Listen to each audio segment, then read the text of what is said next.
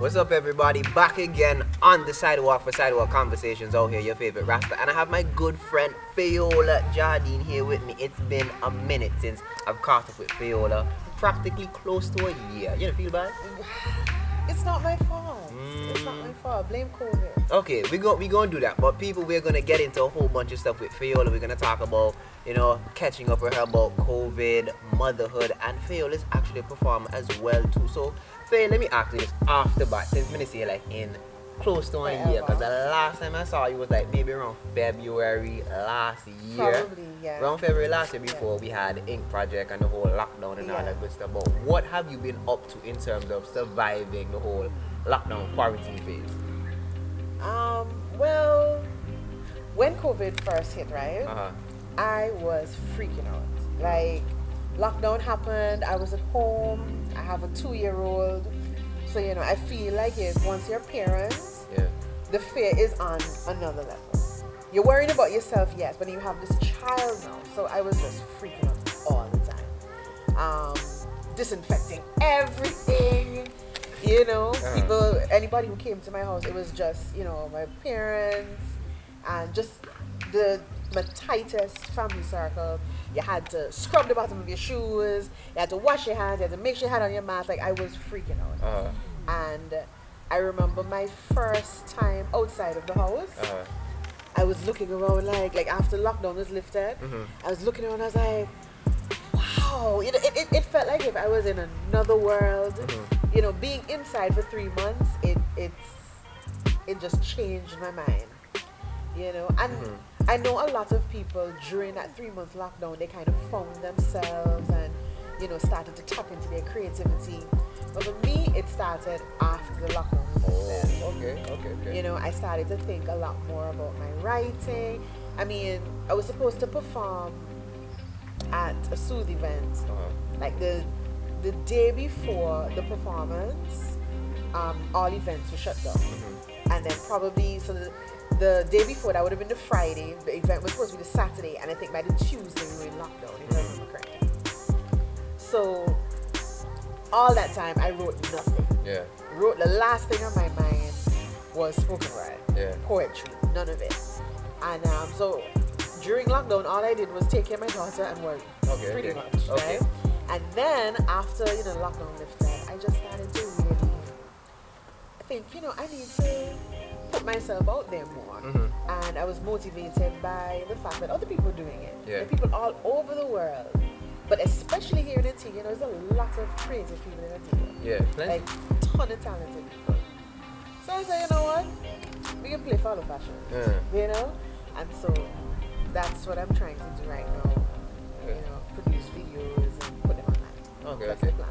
But aside from the whole creative factor, how did you feel about being, restricted away from your friends and your family when the whole lockdown happened? Like, did you feel the way you couldn't go out, you couldn't go online with certain friends and family? Let me tell you, after I had this child, right, I think I already had pre-lockdown vibes going on. Because, I had a rough pregnancy, had my daughter, and I became very homey. So not having to go out didn't, I mean, it affected me because when you have the freedom to just get up and go and it's taken from you, that's when you want it even more. But in terms of fetting and liming, it wasn't so much that.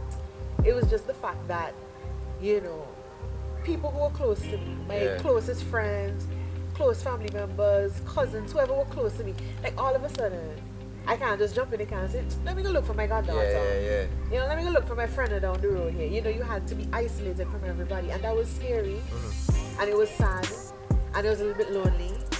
So it was tough to deal with that, having, to stay away from, people that I really care about. So that was tough. Cool. Like how I found persons dealt with that, persons who never used video calling. They'll use the video call plenty, who not accustomed to use FaceTime and all them kind of stuff there for the iPhone users.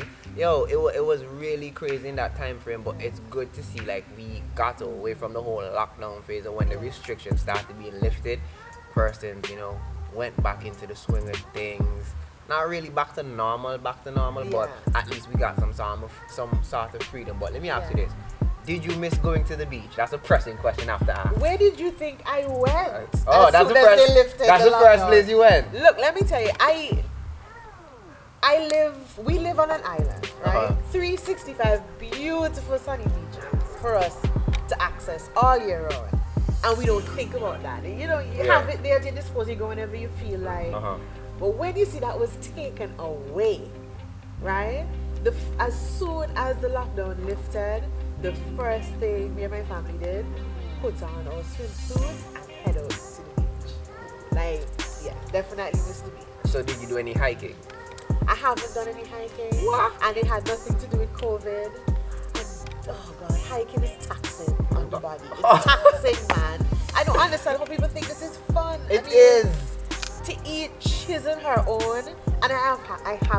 I have a group that I have hiked with. And I've done it because I know it's good for me. It feels horrible while I'm doing it. But afterwards I feel like I've accomplished something. I feel healthy, I feel invigorated. But to just get through the hike, like 20 minutes in, I'm like, let me go home. I'm ready to go home, you know. So I'm not really on the hiking high. Not to say that I won't ever hike again. I probably will, but oh gosh, it's tough. We need to bring it on a hike. Oh Lord, we need to go. I'm trying to remember. I've done McNeish, I've done Signal Hill. And people I hike with, they're crazy, man. You do Buggy Peak? I've done Buggy Peak. Buggy Peak, to me, wasn't as bad as Signal Hill at McNeish. It wasn't as bad. McNeish is softer than Buggy Peak. I don't know, but maybe the trail that my people found. But no, this hiking thing. I mean, it's a really good form of exercise. Yeah. And I know people who vouch by it. But oh gosh, Jacques, it's taxing. I mean, you carry the rendezvous. One of these days, I think I've done rendezvous as well. What? Fayola, you good for it, man. You're good for it. I didn't enjoy it while I was doing it. You're good for it. It was only afterwards and I think, okay, yeah, I got some good exercise. I feel great, burn some calories. No. You good for it. But let's switch topic a little bit. Let's go off into motherhood because I know you have this beautiful daughter. I do. And you love her to death. I remember like when you were prego and stuff, you mean glow up. Like legit. Like 5 minutes. Fayola, please. My glow up lasted 5 minutes. Hey, I'm not bad with you, right? They lied. Hey, I remember when myself and Kadeem went by Fayola for a meeting. Hey, Fayola, me there glow. No light bulb could have hold you in the house, let me tell you. But tell us about your daughter. Well, she's 2 now. 2 going on 20. You know, she's very bossy. Mommy, sit down. Mommy, let's play. No, mommy. That's dangerous. Like today, took her to the beach this morning and we played around. So she's like, and I wanted to hold her and I'm trying to protect her. She's like, no, mommy. That's dangerous. You know? So she's wonderful. Motherhood is the most joyous and most painful point in my life. Painful because my back is killing me. Right? Joyous because, I mean, just having her and, you know, watching her grow, I don't think I could describe the way she makes me feel. You know, I don't think I could have understood this feeling without actually experiencing it. Motherhood comes with a lot of joys, comes with a lot of worries. Like my dad says, you will never stop worrying. You're going to be a worrier for the rest of your life. And like that piece I did the other day, Motherhood. You worry about everything that's coming around the corner. You worry about what you can see. You worry about what you can't see. I mean, especially in the very beginning, I was worrying about things that she probably won't have to deal with until she's like 15, 16, you know?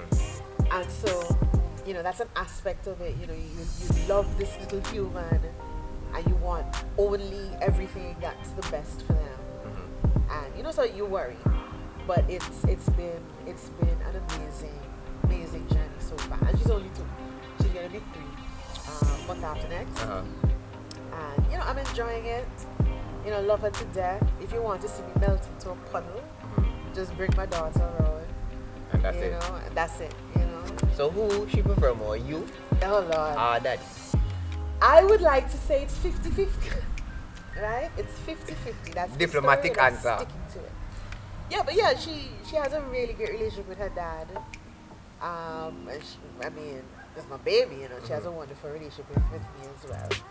And she's a very jovial child. You know, she's very happy, and you know. So I wouldn't say I don't see a preference for either or. Yeah. You know, I mean, when she's with me, it's nothing but fun. Yeah. Sometimes I'm exhausted, but you know, you have to get up. Like sometimes I'm sitting down and I'm like, you know, it's time for us to go to sleep. She's like, no, mommy, get up, stand up, up. It's time to play, you know. And she's the exact same way with her dad. You know, sometimes the two of us, they'll be exhausted, but she wants to play. Yeah. You know, and I don't see her going one or the other. She has a great relationship with both of us. What are some of the things that you and her do to bond in terms of getting closer? Sleep. That is all right. Lots of sleep. Well, I can't even say lots of sleep but she has this thing she likes when I'm in the bed with her and we cuddle and we sleep. She likes to color. She's big on colors. I bought her some markers and I'm in the process of teaching her markers on paper, on the wall. Right? Because you walk around the house and there's a little bit of blue here, a little bit of green there. You know, the other day she comes, she's marking up my legs. You know, she loves color. She loves paint. She loves Play-Doh. Ooh, yeah, man. Play-Doh is not very friendly to parents. How so? When that Play-Doh gets into the grout and you have to scrub that out, oh Lord. But she loves Play-Doh. She loves slime. She loves Paw Patrol. Okay. You know, she had a moment where she was into Word Party. But now the big thing is Paw Patrol, and she can call out all the names of the pups. And you know, she has a ball with that. And I play them in Spanish. So she was watching Netflix, and I play them in Spanish to try and see if I can get her to, you know, grab onto the language. Because I speak Spanish, I'm trying to see if I can. Oh, yeah, I get you. I'm trying to see if I can pass it on to her. So, good. You know, when she watches her little shows, you know, I'll change the audio to Spanish. Good stuff. So you mentioned about, you know, the whole writing aspect, and for persons who don't know, Fayola is a bad creative. I say bad, wicked. Fayola will bun down the mic if you book Fayola for a performance. And I have had the pleasure of performing with Fayola, and she's bad. Like wicked.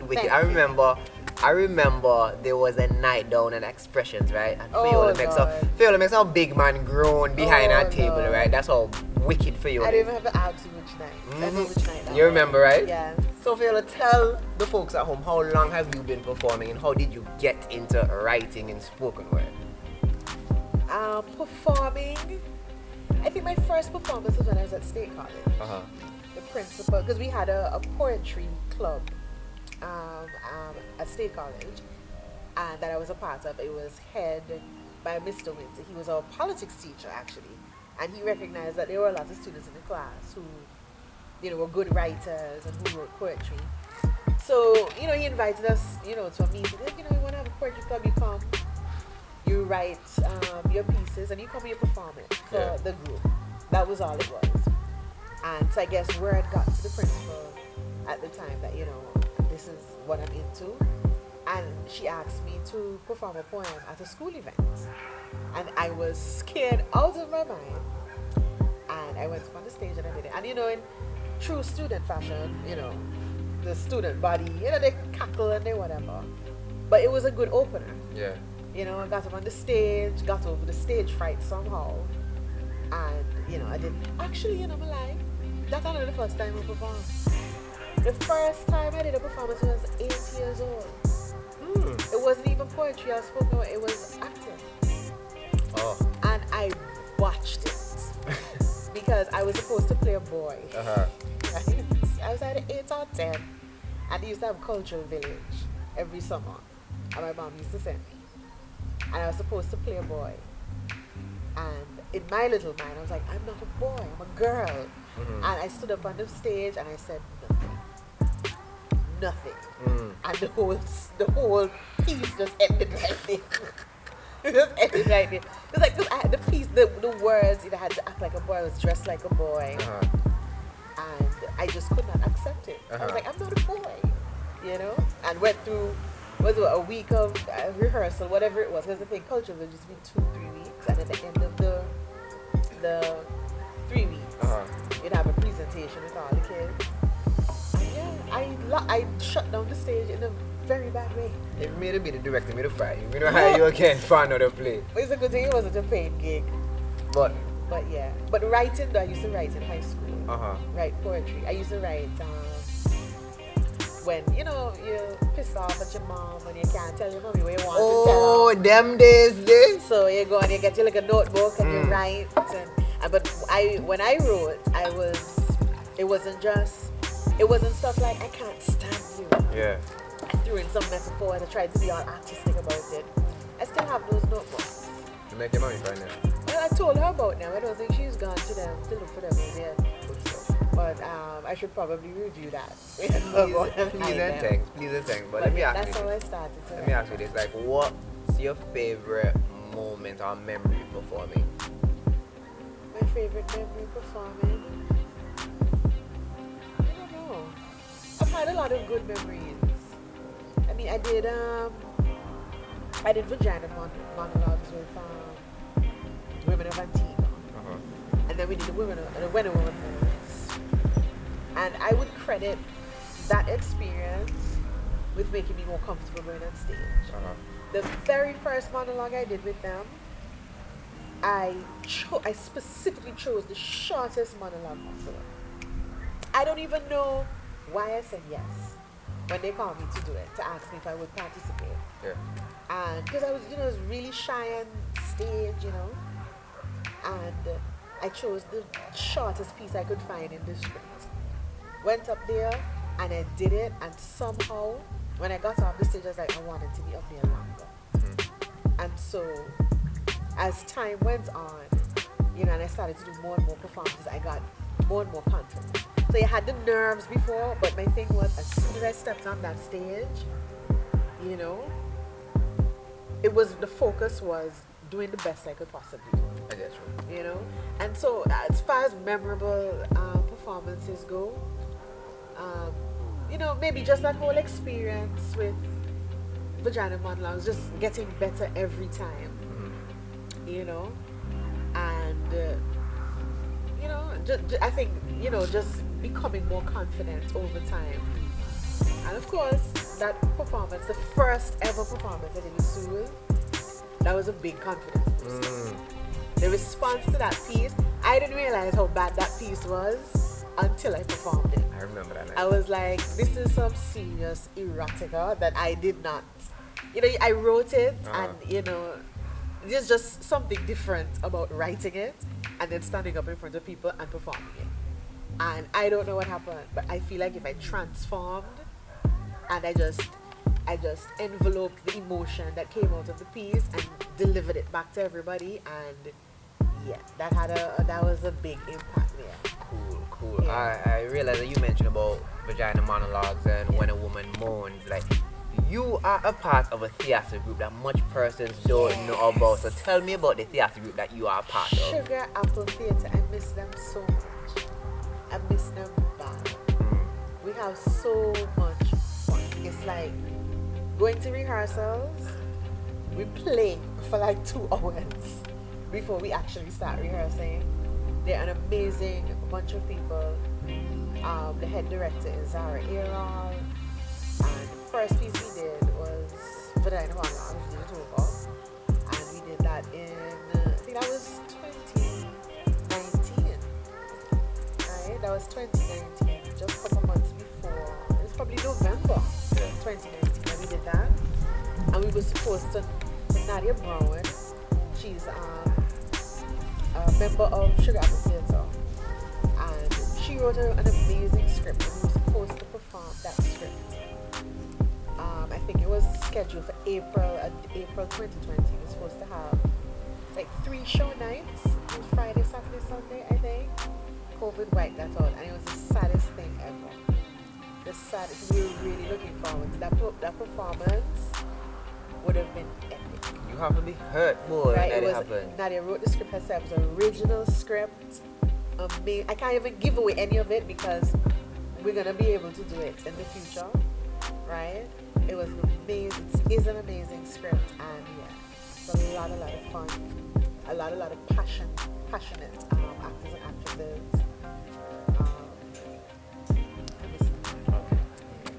Well, Fayola, it was good having you come to on the sidewalk talk about, Of course, motherhood, performing, and so forth.